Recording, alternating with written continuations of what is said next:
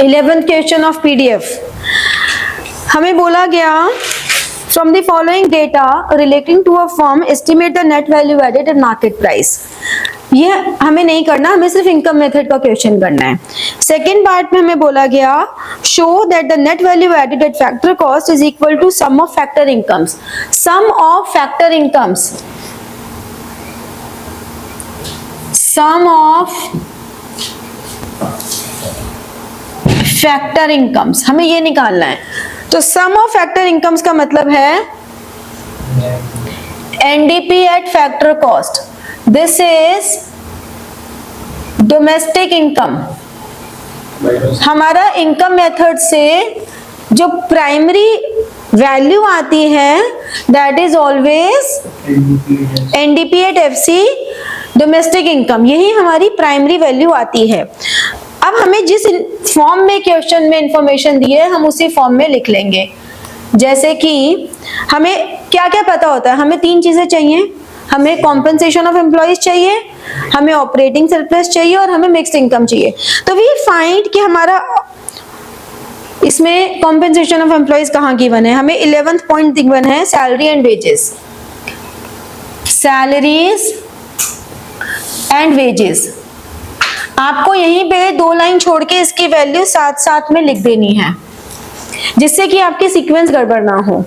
और कोई हमें नई वैल्यू गिवन है, किसी भी तरह की वैल्यू गिवन नहीं है हमें जो कॉम्पेंसेशन ऑफ एम्प्लॉय से रिलेटेड हो। अब हम प्लस कर देंगे, प्लस करके हम क्या वैल्यू लिखेंगे जो ऑपरेटिंग सरप्लस की है। जैसे कि ऑपरेटिंग सरप्लस की है RIRP रेंट। क्या रेंट गिवन है? बिल्कुल गिवन है।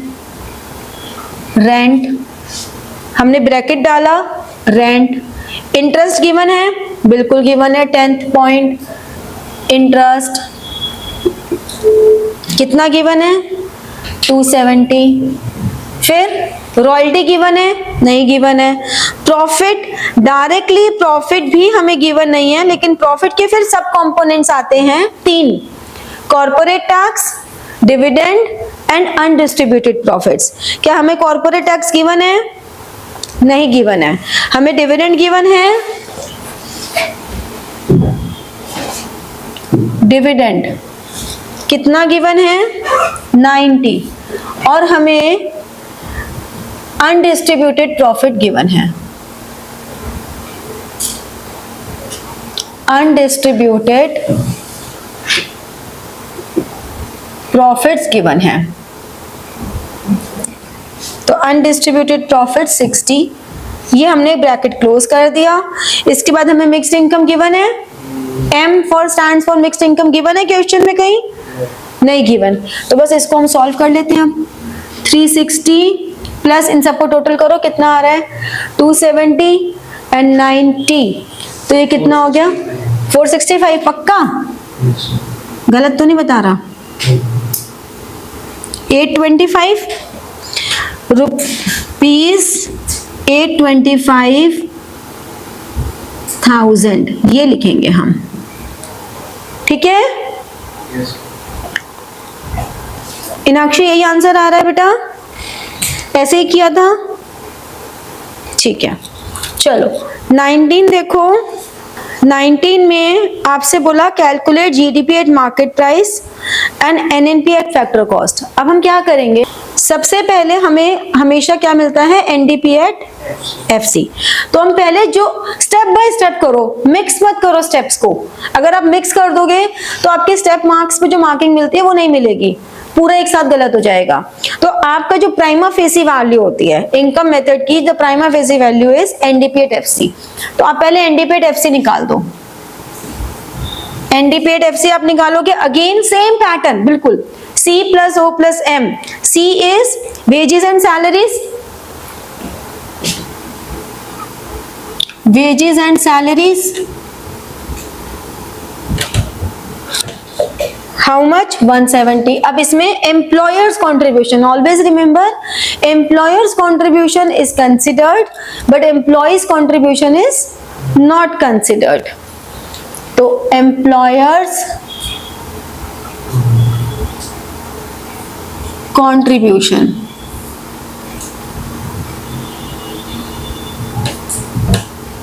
कितना हो गया 30, ये एक ब्रैकेट हो गया।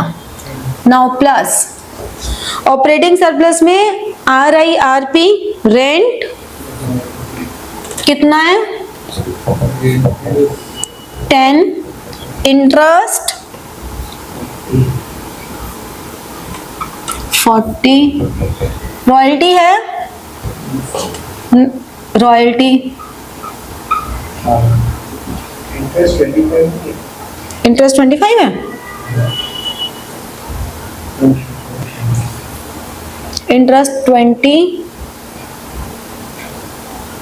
28 और प्लस प्रॉफिट 25 है।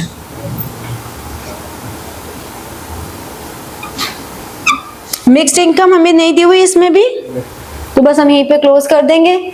हम इन ब्रैकेट्स को सॉल्व कर लेंगे। 200 प्लस 20, 30, 40, 60 रुपीज 260 करोड़। अब हमसे क्या क्या मांगा है, GDP at market price, conversion कर लो, NDP eight factor cost, net से ग्रॉस पे जाना है, पहला स्टेप डेप्रिसिएशन, डोमेस्टिक सेम है, फिर थर्ड फैक्टर कॉस्ट है, मार्केट प्राइस पे जाना है NIT। तो क्या क्या वैल्यू है इसमें, 260, depreciation is consumption of fixed capital, that is 34, NIT is 38। B हमें चाहिए NNP at factor cost, हमारे पास है NDP at factor cost, हमें सिर्फ एक ही वैल्यू चाहिए प्लस NFI। आप अपना फॉर्मूला अपने ही फॉर्म में लिखेंगे, यहाँ पे प्लस ही लगाओगे। अगर हमें क्वेश्चन में माइनस लिखा है तो हम ऐसे लिखेंगे। आप फॉर्मूले को चेंज मत करो, जो बेसिक फॉर्मूला है उस स्ट्रक्चर को कभी चेंज मत करो, अदरवाइज कैलकुलेशन मिस्टेक होने के चांसेस हैं। जो स्ट्रक्चर है उसी को फॉलो करो और उसके बाद बस हमें वैल्यूज पुट करते जाना है, इसीलिए स्टेप बाय स्टेप करो। क्या आंसर आ रहा है इसका, तो 257 आ गया, 332।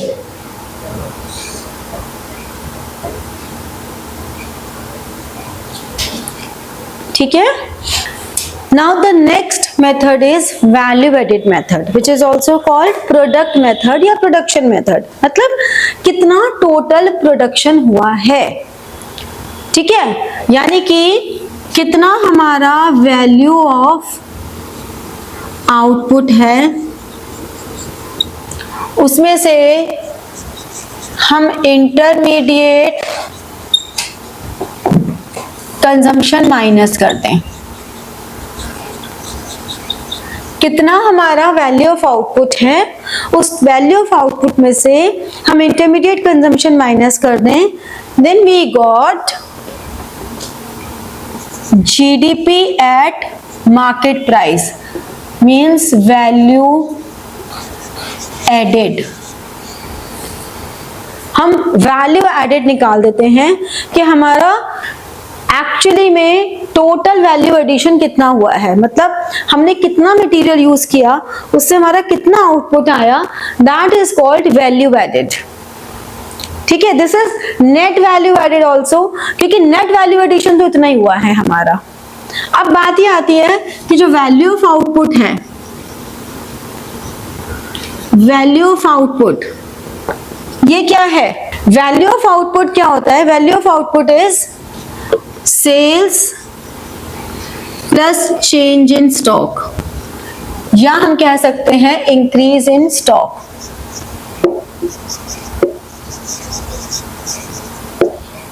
ठीक है, value of output is sales plus change in stock.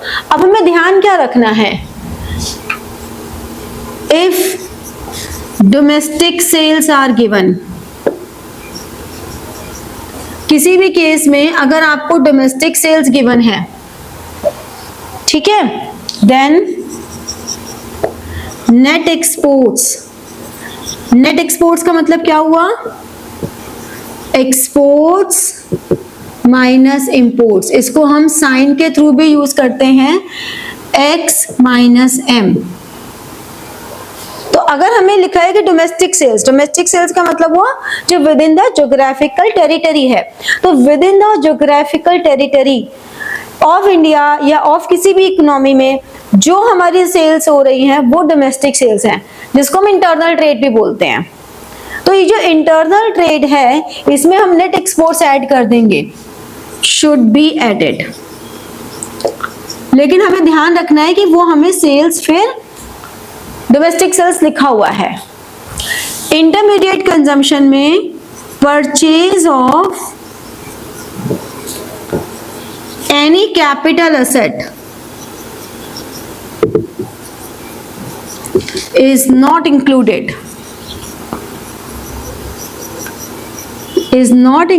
in हाँ मेरे को भी लग रहा है लिखते लिखते कि बड़ा लाइट हो गया ये तो। Purchase of any capital asset, कोई भी कैपिटल एसेट अगर हम परचेज कर रहे हैं, यानी कि कोई मशीनरी परचेज कर रहे हैं, कोई बिल्डिंग परचेज कर रहे हैं, कोई फैक्ट्री परचेज कर रहे हैं, तो किसी भी तरह की अगर कोई कैपिटल एसेट परचेज कर रहे हैं, that is not included in intermediate consumption. केवल सेल्स है तो मान के चलेंगे वो टोटल सेल्स ही है, ठीक है। तो इंटरमीडिएट कंजम्पशन में वो रॉ मटेरियल यूज हो रहा है which is to be processed. Intermediate consumption में वो नहीं होगा कि हमने मशीनरी भी खरीदी, वो तो फाइनल गुड है, वो तो कैपिटल गुड है, उसको नहीं लेंगे हम।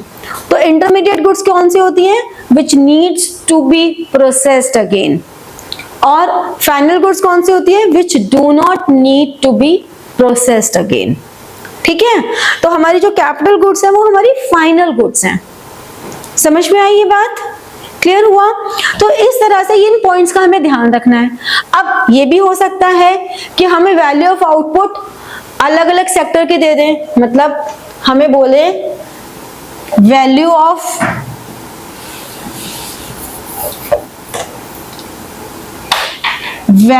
आउटपुट ऑफ प्राइमरी सेक्टर,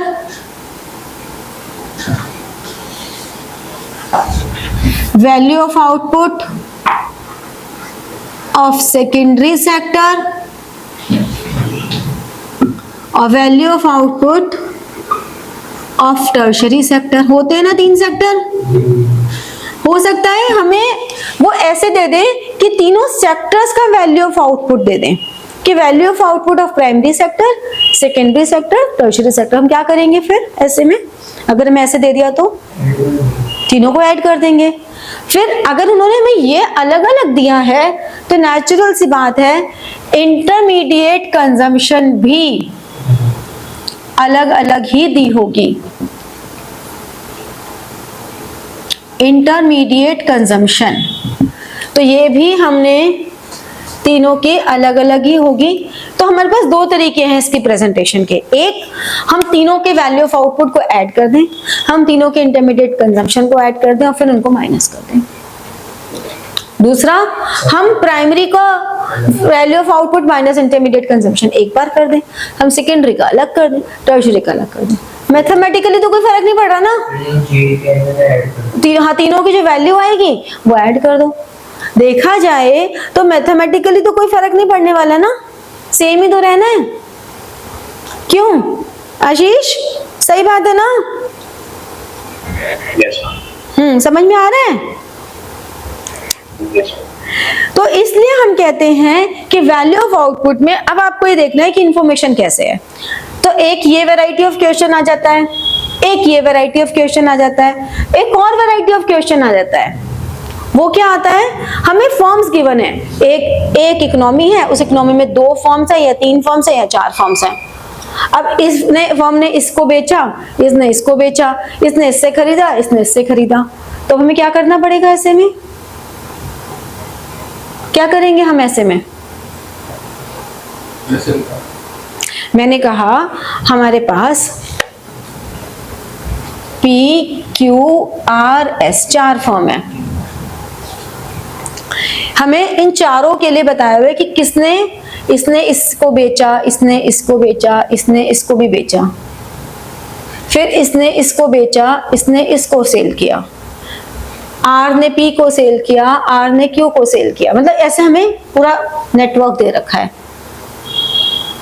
तो एक की सेल दूसरे की परचेज, हो सकता है इनमें से किसी ने हाउस होल्ड्स को अलग से बेचा हो सकता है किसी एक ने एक्सपोर्ट किया हो सकता है किसी एक ने इंपोर्ट किया हो। ऐसे में 4 फर्म्स के अलग अलग ट्रांजैक्शंस दी हुई हैं। अब हम ऐसे क्वेश्चंस में कैसे डील करेंगे?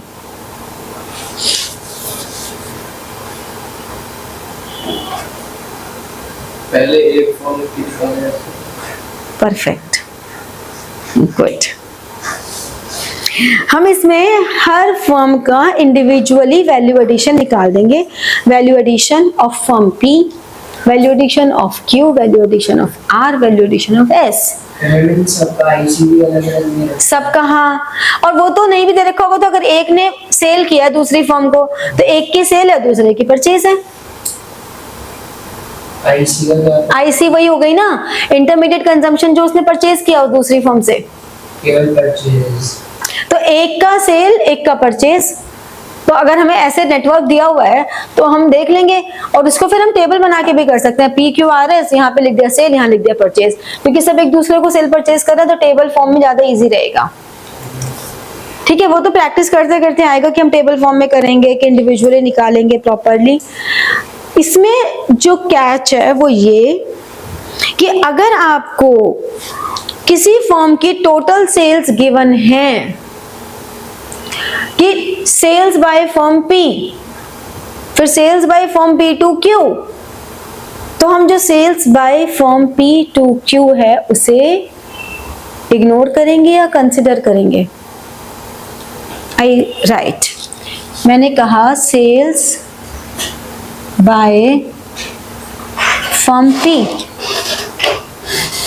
मैंने कहा sales by firm P to Q और purchase by firm R from P। मान लो ये है 800, ये है 100 और ये है 120। पीवी वो सेल्स 800 और वो कंबाइंड सेल्स। हाँ, समझे क्या बोला? हम ये कह रहे हैं कि जो P की सेल्स है ना, उसमें ये दोनों ऑलरेडी इंक्लूडेड ही हैं, तो हमें कंफ्यूज नहीं होना। ठीक है, समझे? क्लियर हुआ? पक्का?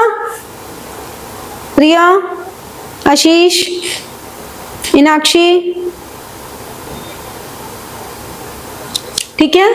तो ये हम इस तरह से वैल्यू एडिशन के क्वेश्चन को करते हैं। अब द नेक्स्ट स्टेप, अब हमारे पास नेक्स्ट पॉइंट ये आता है कि हमें निकालना तो नेशनल इनकम है ना। हमारे पास क्या रही है? हमें निकालना है नेशनल इनकम। आ रहा है जीडीपी एट एमपी। अच्छा, ये एमपी पर क्यों है? मार्केट प्राइस पे क्यों आ रहा है? क्या रीजन है इसका? जैसे इनकम मेथड में हमारा वो फैक्टर कॉस्ट पे था, because we were adding all the factor incomes. तो why this is at market price? Yes, perfect. तो हर सेल और परचेज क्योंकि मार्केट में हो रही है, इसलिए this answer, this outcome is always at market price. अब हम क्या करेंगे? ग्रॉस से नेट पे जाने के लिए माइनस डेप्रिसिएशन, डोमेस्टिक से नेट पे जाने के लिए प्लस NFIA, और मार्केट प्राइस से फैक्टर कॉस्ट पे जाने के लिए माइनस NIT। तो ये 3 स्टेप फॉर्मूला हमारा हो गया। Step 1 gross to net, step 2 domestic to national, and step 3 market price to factor cost. समझे? Got it? इधर जीडीपी है, उधर एनडीपी था। हाँ, तभी तो हमारा हर मेथड से हमें अलग अलग आउटकम आता है, हमें अल्टीमेटली पहुंचना यहाँ पर होता है। ठीक है? हाँ।